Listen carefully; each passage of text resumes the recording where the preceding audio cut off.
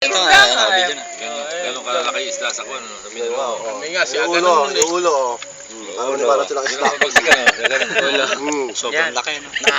Di asamesol na kami. Inspeksyon yung barracks. Itlog, itlog. Merong nag-CR na Itlog. kuwan. Di pagka mga itlog yun, parang nanggunit siya.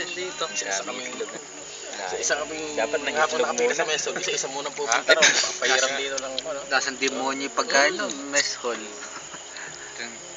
Kita mo Eh, nga bet, yung... uso na rin ba yung ano doon? Yung bulalakaw?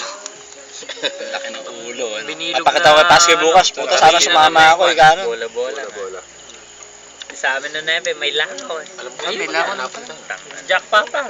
May pasa sa gitna. Pinali siya sa kuwan. Kamanda sa ano.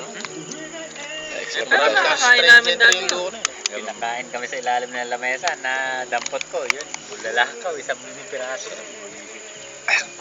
Masarap naman ah. Paborito Pagka pa hindi mo dati alam yun eh. na may lakaw.